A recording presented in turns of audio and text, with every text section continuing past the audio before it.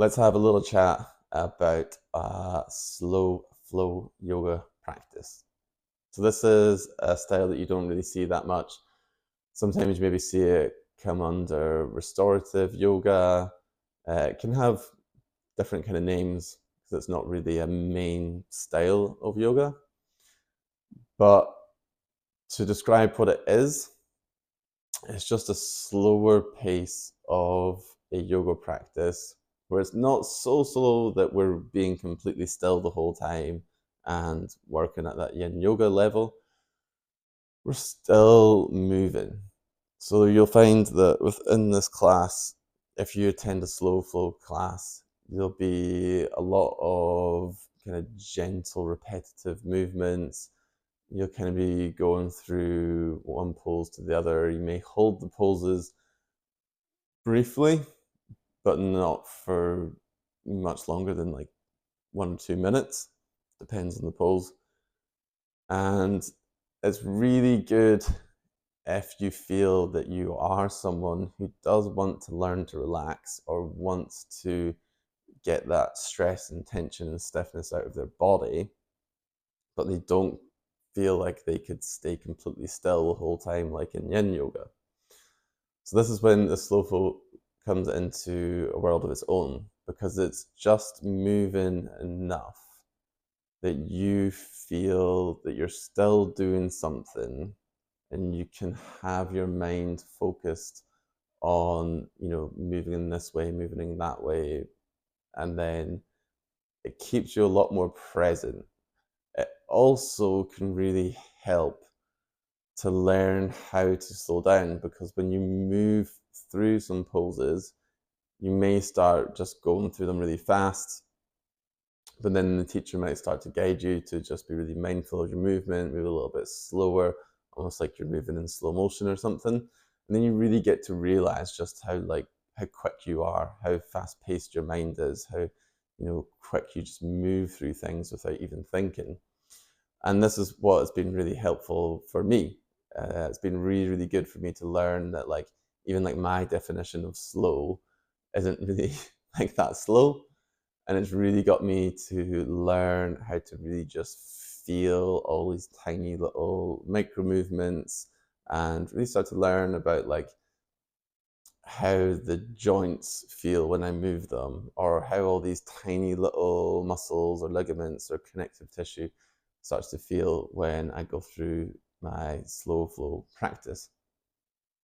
So this one is really, really valuable. I think that if you are someone who does like to be moving and you still want to get that sort of healing, calming aspect, then this is very good choice. So this one again, on a physical level, it does work more on just mobilizing joints, which can be really good if you are someone that struggles with inflammation in your joints. This can be a really nice way to help sort of draw out that inflammation from joints. And it can also just be a really nice way to get muscles open without having to stretch them for a really long amount of time. This practice also as well works quite good with your connective tissues as well. So there's quite a lot going on in this practice, but you'll find that most times it's not really focused on using much strength. It's still mostly gentle, passive movements, but the stretches can get quite intense. So it's really good fun because you get to explore more different poses. You get to do a bit more in class. It's still got that relaxing vibe. So is a slow flow practice suitable for a beginner? Yeah, definitely. I'd say it's probably one of the most suitable practices for someone who is beginning a yoga practice. It's very good because it gives you that relaxed approach to things. So if you don't want to do a physically demanding yoga practice, you can have this softer, more gentle, relaxing, stretching, restorative practice. And that is usually quite often what beginners need, because it gives you a good foundations of flexibility and getting to know your body and increasing the range of motion in your joints, which then makes you start to feel a little bit better and lighter within your body. So it's easier for you to then maybe think about approaching more physically demanding styles of yoga later on in the future. So for me, when I often practice slow flow yoga is usually when I'm just pretty tired out and maybe like a bit irritable, or I just kind of feel like I don't have that much energy to do like a big, long, intense practice, or I don't feel like I'm in the right mood for just like being completely still and relaxing into some yin yoga poses.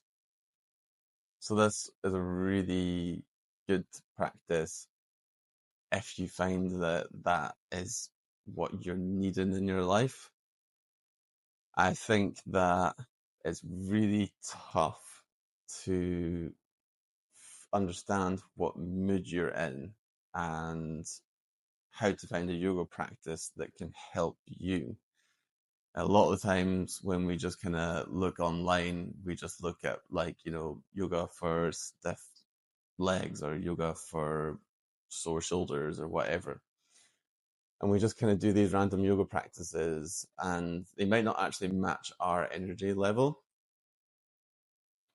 And quite often you'll find that when you try these different styles of yoga, you begin to understand what suits your mood. And this is a really good practice because sometimes we can be in the mood for wanting to do something a bit more fun, but we don't have the energy for doing something really intense. And then this can be that practice that comes in and doesn't push us too hard, doesn't require too much strength, and just makes us feel a little bit more uh, calm without trying to drain our energy. It kind of maintains our energy.